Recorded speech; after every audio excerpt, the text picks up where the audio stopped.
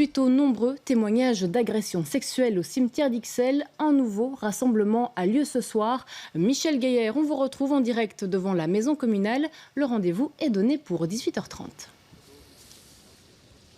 Oui, c'est à ce moment-là que va débuter le conseil communal d'Ixelles qui se tiendra en ligne. Et c'est ici, derrière moi, qu'il y a une semaine se réunissaient 2000 jeunes, selon les comptes des organisateurs, 2000 jeunes qui réclamaient un meilleur suivi des plaintes plus rapides, plus efficaces, notamment des plaintes qui auraient été déposées dans le quartier du cimetière d'Ixelles. On a eu des évolutions dans ce dossier depuis le début de la semaine, puisqu'on sait maintenant que ce sont bien 9 plaintes qui ont été déposées. C'est plus que les autres années, reconnaît le ministre de la Justice Vincent Van Quickenborne. Il promet d'ailleurs que le déspeaking, le fait de déverser une drogue dans le verre de quelqu'un, sera inscrit au code pénal comme une circonstance aggravante. La ministre de l'Intérieur, Annelies Verlinden, elle promet aussi des mesures de développer les centres qui permettent aux jeunes filles abusées d'être recueillies dans les meilleures conditions possibles. Alors avec nous, Manon Vidal, vous êtes un peu un des visages de ce mouvement étudiant qui fait bouger les lignes, les mentalités.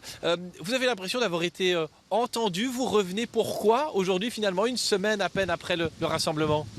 Oui, on voit très bien que les choses ont bougé depuis une semaine et donc ça, on est extrêmement content de ça. Néanmoins, on continue de se rassembler ce soir parce qu'on pense que c'est encore pas assez. On veut des mesures vraiment concrètes.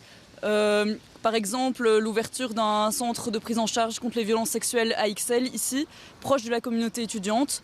Une communauté particulièrement exposée aux violences sexuelles et donc c'est ça qu'on demande aussi ce soir, des mesures concrètes, quoi.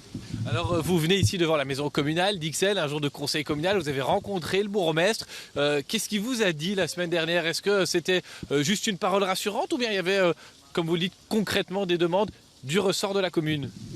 Oui, Monsieur Doulkerizis du coup nous a reçus et nous a fait part de son intérêt pour la question aussi.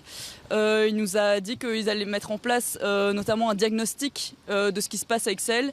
Maintenant, nous, ce qu'on attend, c'est plus qu'un diagnostic, c'est des vraies mesures, notamment aussi la fermeture des 2 bars qui sont potentiellement dangereux. Et donc c'est pour ça, nous, on pense que c'est pas normal que ces 2 bars restent ouverts le temps que la lumière soit pas faite complètement sur cette affaire, quoi.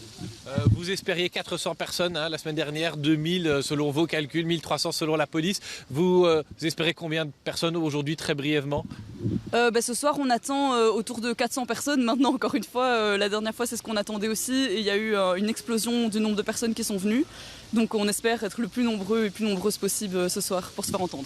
Merci Manon Vidal. Je rappelle que c'est vous qui avez lancé l'appel avec d'autres au rassemblement de la semaine dernière et d'aujourd'hui. On le voit, cette jeunesse qui ne désarme pas et qui demande, vous l'avez entendu, des réponses et des réactions concrètes au monde politique. Merci à vous Michel, merci aussi à votre invité.